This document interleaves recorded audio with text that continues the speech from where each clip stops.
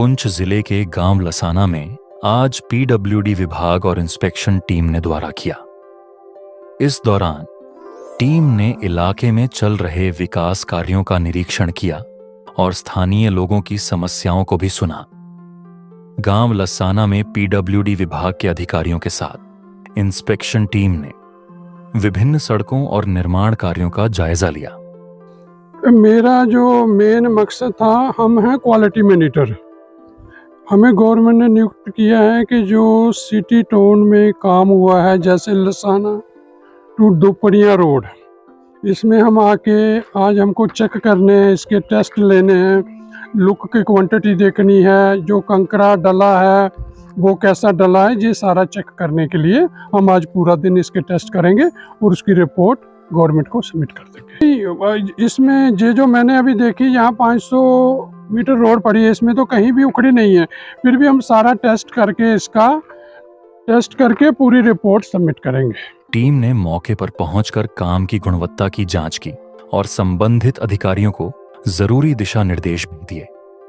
दौरे के दौरान स्थानीय लोगों ने सड़क, नालियों और अन्य बुनियादी सुविधाओं से जुड़ी समस्याओं को अधिकारियों के सामने रखा।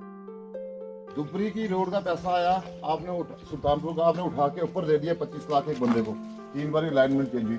वो किस तहत, वो तो आपने दिया, वो किस तहत आपने उठा के वहां पे दे दिया। डंगा सर देख के आए, वो 4 लाख का डंगा नहीं, आपने तो 25 लाख रुपए लगा दिया रोड का। नहीं 25 कितना लगा? नहीं 25 लाख का आपने। मैं अधिकारियों ने लोगों को भरोसा दिलाया कि उनकी समस्याओं का जल्द समाधान किया जाएगा।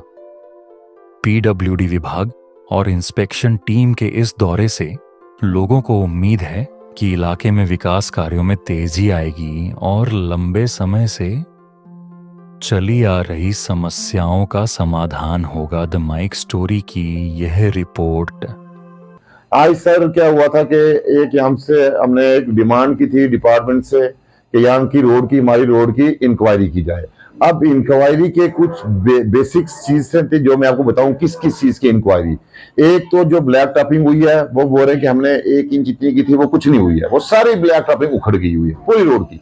फिर उन्होंने कहा कि ब्लैक टॉपिंग जो आई थी 900 मीटर की आई थी, लेकिन वो जो ब्लैक टॉपिंग है वो सिर्फ 400 मीटर पे आई। 500 जो मीटर की ब्लैक टॉपिंग है वो किसी और के घर लगी हुई है। हम उनका नाम नहीं लेना चाहते, कुछ लीडर भी हो सकता है, इन्फ्लुएंशियल पर्सन भी हो सकता है, उनके घर लगी हुई है। हमारे पास एविडेंस है, अवाम की लुक उठा के किसी लीडर के घर लगाई हुई है।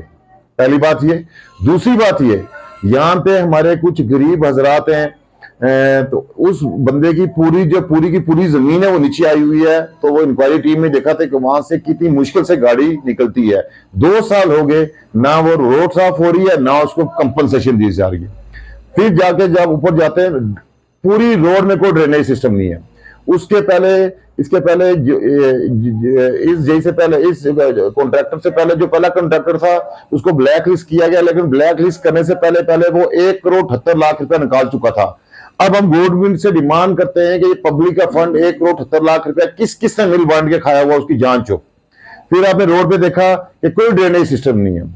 फिर जब पैसा आया लसाना तो सुल्तानपुरा रोड का, ठीक है, 25 लाख रुपया यहाँ का एक फाइनेंसर है, किसी एमएलए का, किसी का भी ये फाइनेंसर है, उसने 25 लाख रुपया सुल्तानपुरा का यही कंसर्न जो जिसका नाम इमरान, यही साहब ने मिलके 25 लाख रुपया सिर्फ एक डंगा बनाया, जिसकी 3 बार अलाइनमेंट चेंज हुई, ठीक है। वहां से रोड आगे जाती थी मस्जिद तक, वो रोड उन्होंने जो अपने बंदे थे वहां तक रोड पहुंचाई, लेकिन आगे पूरी रोड जो आगे मस्जिद तक जाती थी वहां तक रोड नहीं पहुंची। क्यों?